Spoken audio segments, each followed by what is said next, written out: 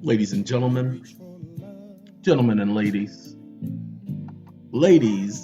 and gents, got a little bit of something we want to bring to y'all's attention. We gonna let y'all know that we are filing a lawsuit in the Federal District Court of the United States of America. And the premise is the Seventh Amendment. You know, the amendment that they don't want anybody going under because it's the amendment that recognizes common law. Now, some people who know the courts understand that the courts will never allow such a lawsuit. Why? Because the Seventh Amendment and the Constitution has been suspended, allegedly, as a result of the March 9, 1933 Act. However, we're going to be challenging that act as unconstitutional.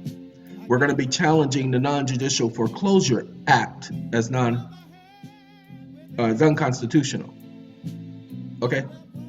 And the Federal Emergency Relief Act. Now, according to the Federal Emergency Relief Act, government is supposed to provide a home to the homeless, which is why people buy homes. That's why when you apply for a loan, you must use that home to live in and can't rent it out. Take a look at the contracts you signed when you got your mortgage.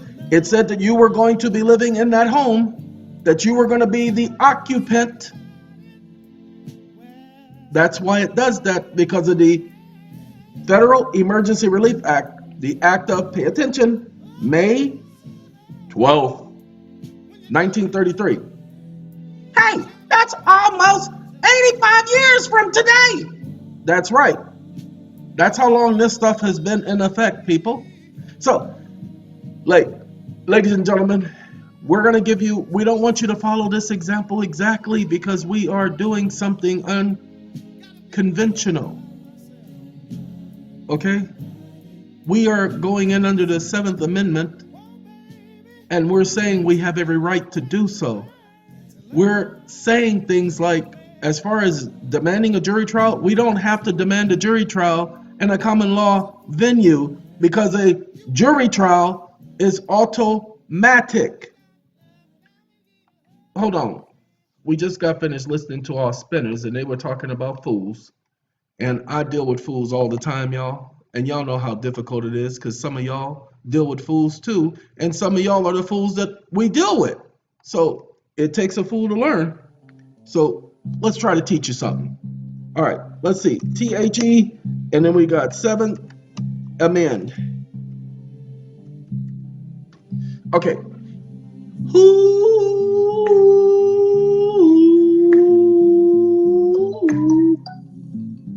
Hey, each day through my window, I watch her as she passes by.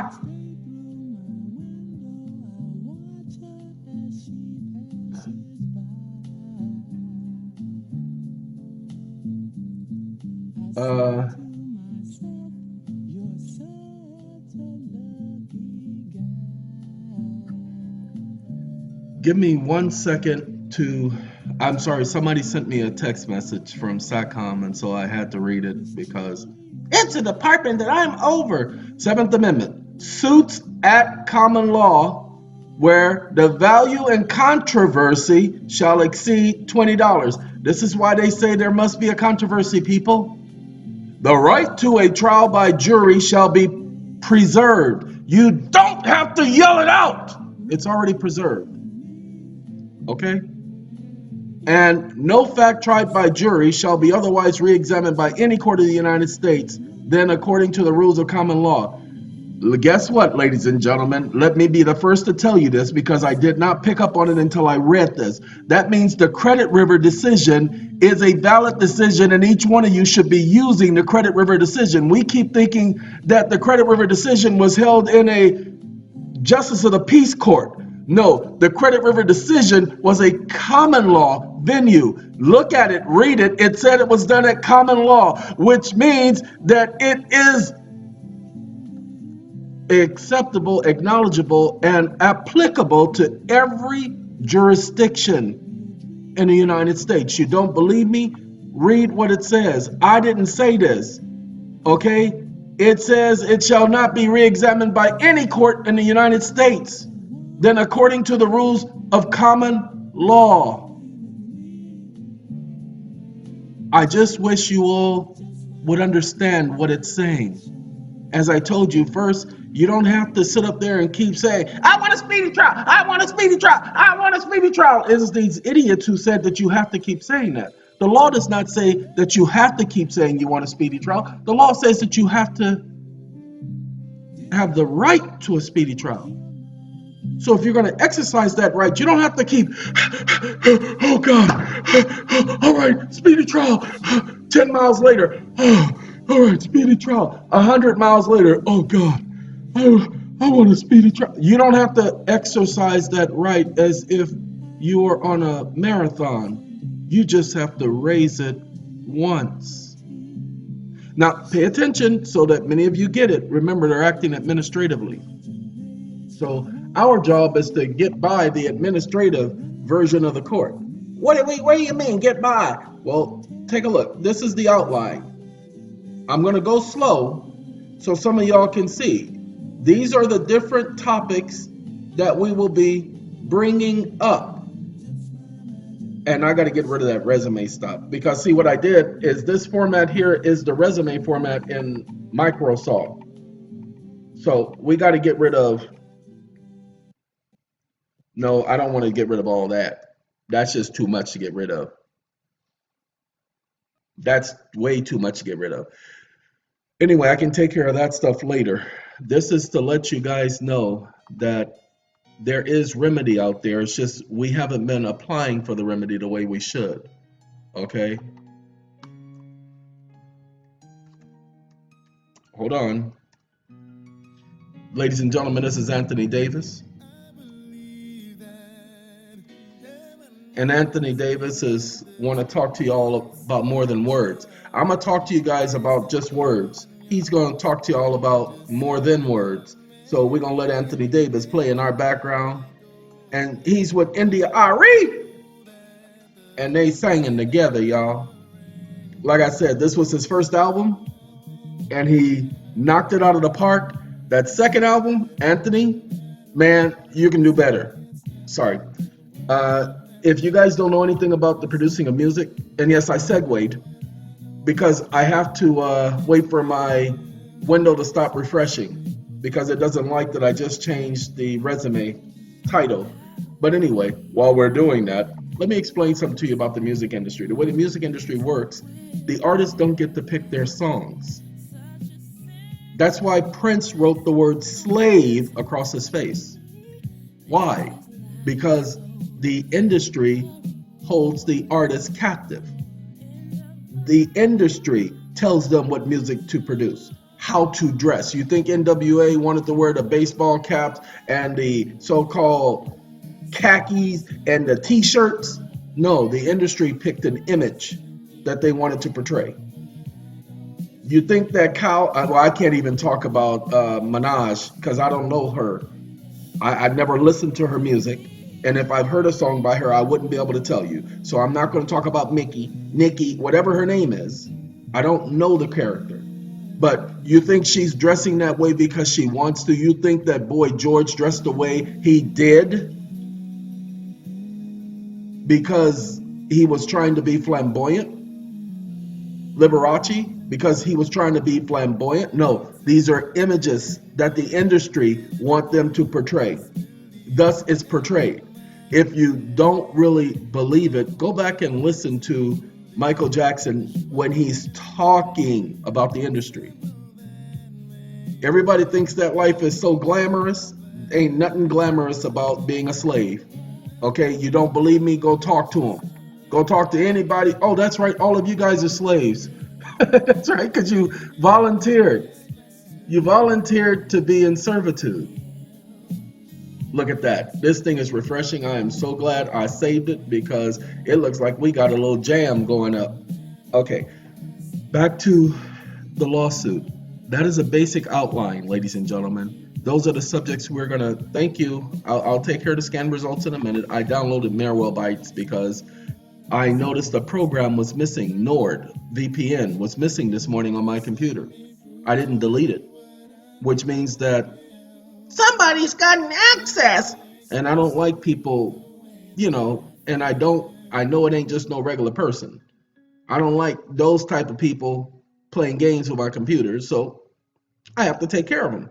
All right, so that you all know, there is a way to get into the court, but remember, they suspended the Constitution by the Act of March 9, 1933.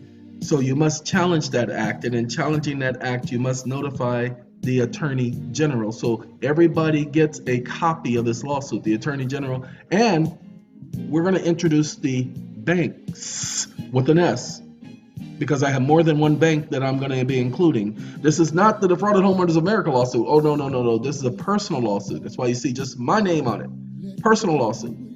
Okay? So, but in doing this, we challenge the act as unconstitutional. We bring in Congress's own words showing that they themselves deemed it to be unconstitutional. We bring up the fact that the jury has a right to determine whether or not the act is unconstitutional. Why? Because ignorance of the law is no excuse. Okay? Ignorance of the law is, oh, it's a magical key. Shut up.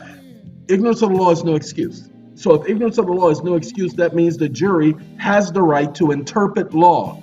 There is this presumption that only the courts have the right to interpret law. There is nothing in the law that says that. And if only the courts have the right to interpret law, that means that you have the right to be ignorant of the law. You have the right to not interpret it the correct way. Do you understand what that means? So again, we bring this to the court's attention without bringing in any case law. Do you understand? This is a common law lawsuit. There is gonna be not a single ounce of case law. Well, you mentioned shut up. I'm mentioning those acts of Congress because those acts of Congress are done by statute at large, which is prima facie evidence to the supreme law of the land, the Constitution. Yes, I know these things. So that means you're supposed to know these things too, because ignorance of the law, then you ignorant. That's right, you ignorant. You shouldn't be. Anyway, ladies and gentlemen, this is how I'm bringing about introducing my right to a 7th Amendment common law lawsuit. As I told you, the Credit River decision was at common law. Let's do this. Credit River, come on. Come. Let's see. Come on, Credit River Road. Close that door. It's too cold in here. What y'all doing? I don't be letting my heat out this house. Okay, we got Credit River, and we got DRS. Come on.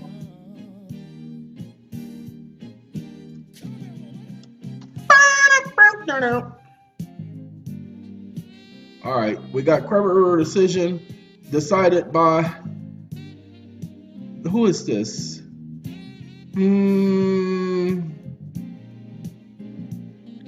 No, we're going to pull up the full text. When you get something like this, it's definitely going to be archive.org. So we're going to pull up the full text.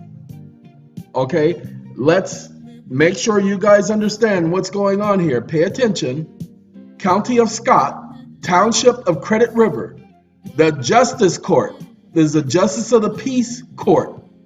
Okay, now watch this. We're going to do a little bit of a searching. COMMON. N. There you go. Plaintiff brought this as a common law action to recover the possession of 19 Fairview. Okay, common law action. This is a common law action. Do you know common law does not vary by state? Well, Louisiana's Louisiana's part of the United States. It accepted the 7th Amendment. That means that Louisiana was purchased, and Louisiana purchased by the United States, which means that it's subject to common law actions. Do you have the right to a common law action? Yeah. The 7th Amendment gives you that right, but you have to challenge those statutes and laws which prohibit it. But the courts operate in administrative jurisdiction. You're right. The courts do operate administratively. So how do you get around the administrative ignorance of the court? Well, you petition the actual court. Now, We're going to be doing it two ways. This is the way I say.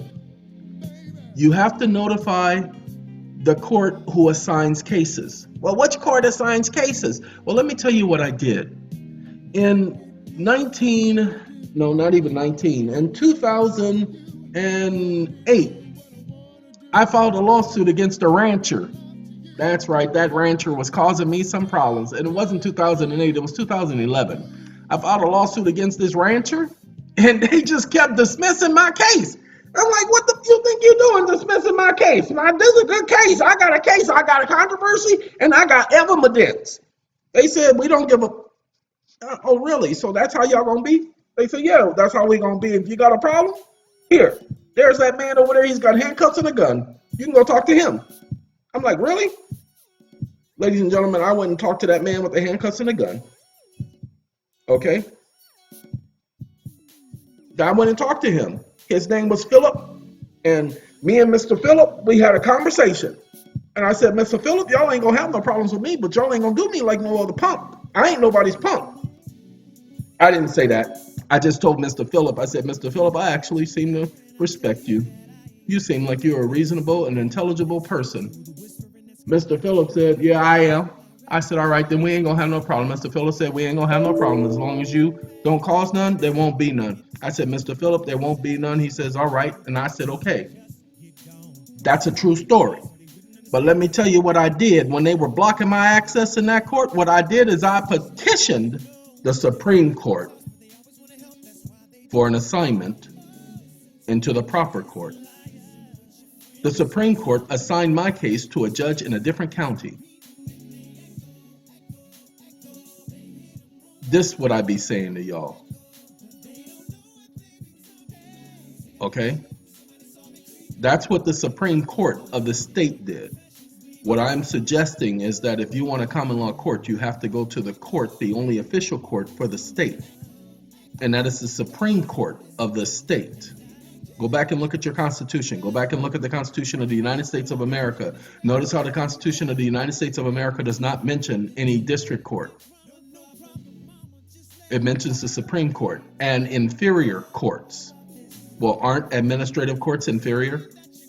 But it's not part of the judicial branch.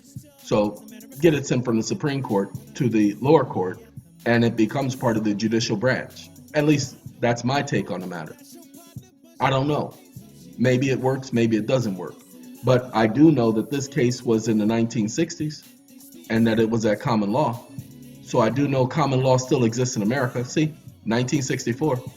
I do know that common law still exists in America. See, 1964. Let me say it again. I do know that common law still exists in America. 1964. Okay. Why are you saying that? Because this is well after 1933. And this case could never be overturned. The comments in the case could never be overturned, but the problem is none of you have been going into court and bringing up the fact that cases at common law can never be overturned by any court, which means that its decisions are foundational precedent-setting decisions.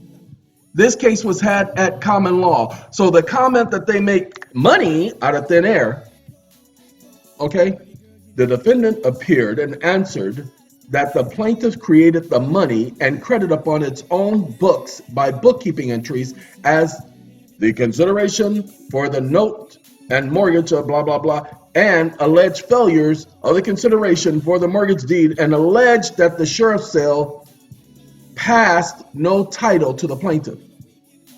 Look at the argument, people. Okay, look at the title.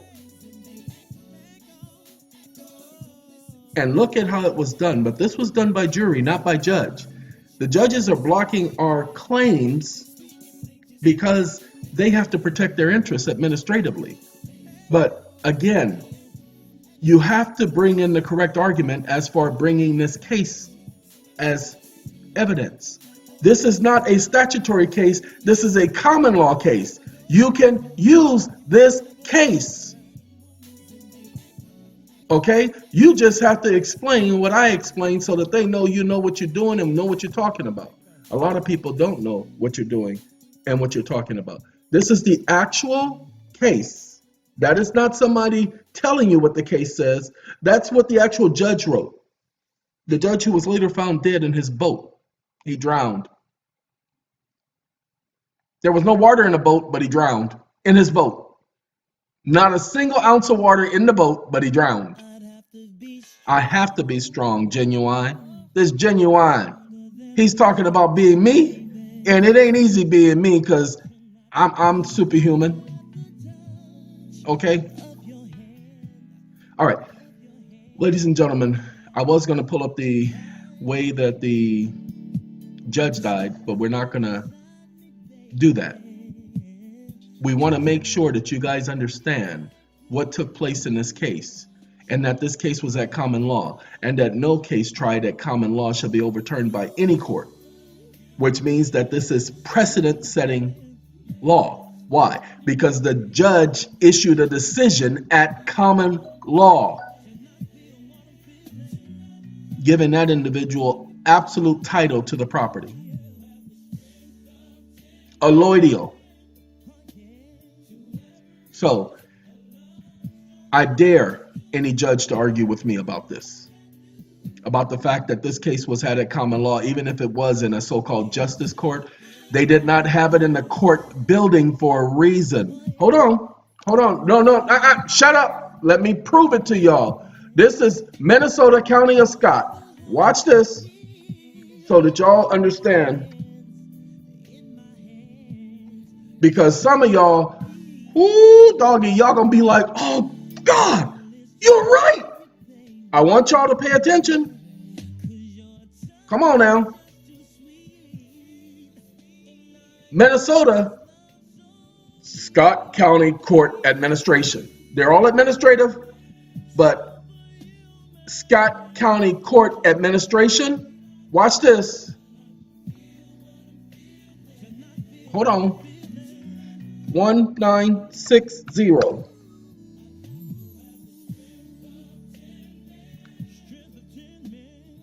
Come on now, Google. Now they give us Credit River, and they give us all this Credit River, but it says official webpage of the Scott County Court. Oh, it blocked out 1960. The history of the Sheriff's Department.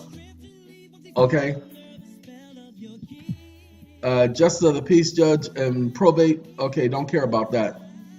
Give me a second. See, what I'm trying to do is prove to you that they had a court in the 1960s. They actually had a building where they had a court in the 1960s. Okay? And here you go. They give you no, that's the United States Superior Court, 1960. I believe this is, it says the judge of the district court sentenced the defendant to 60 days in Ramsey County Jail. Ramsey County. Okay. Oh, look at that. 3 Anoka County courtrooms built in the 1960s were remodeled. This is me proving to you people that they had court buildings, but because it was common law, they could not have it in their court building because their courts operated administratively. That's why they had it in that store. Do you understand? They could not have it in that building because that building did not have the jurisdiction at common law. So they had it in that store so that it could be common law. They took it out of the venue of that, and that's why they chose the store they had it in. Anyway, guess what? All I know is what I know. Okay? All I know is what I know. The Justice of the Peace Court in Credit River Township. Please understand, the Justice of the Peace Court, they had a building. The only problem is, ladies and gentlemen, when they had that decision, it wasn't in the court building. It was had at common law. And they highlighted that it was had at common law. Is this the only common law venue? Well, you know what? Credit River decision overturned. Ain't no Credit River decision being overturned. They cannot overturn it. The 7th Amendment prohibits any suit tried at common law to be overturned. Okay? It's just that simple. Let's go back to our 7th Amendment. Oh, y'all know this song? This is LTD. Every time I turn around, I'm back in love again. Sometimes I just don't know. Oh, ooh. Anyway, the 7th Amendment states suits at common law that no fact tried by a jury. Now see, again, this is suit at common law, but when you see and no fact tried by a jury, this still holds true to this day in every case that is tried by a jury. But hey, guess what? Non-respective of the verdict, judge.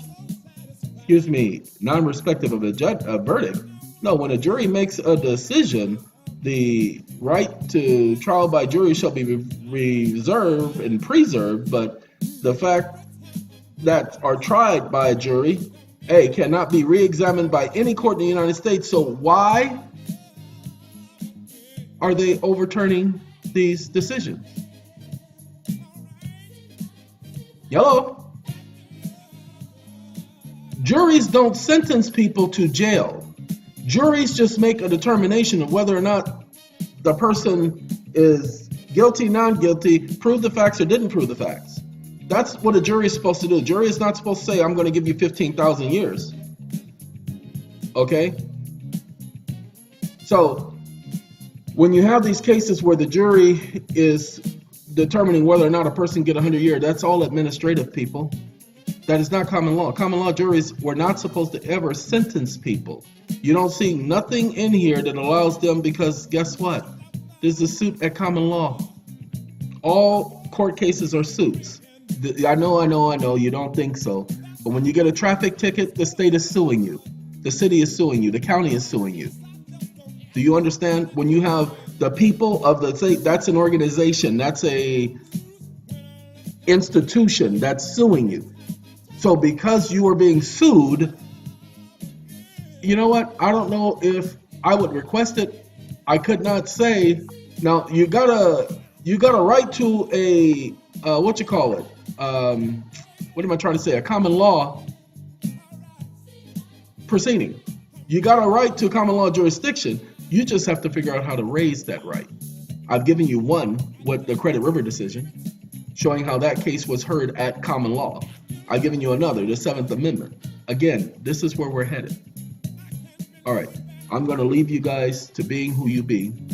And I'm going to say the road is a little bumpy, but we can smoothen it out if we apply more and more traffic to that road. If we allow that road just to sit there, eventually the heat from the sun is going to decay it.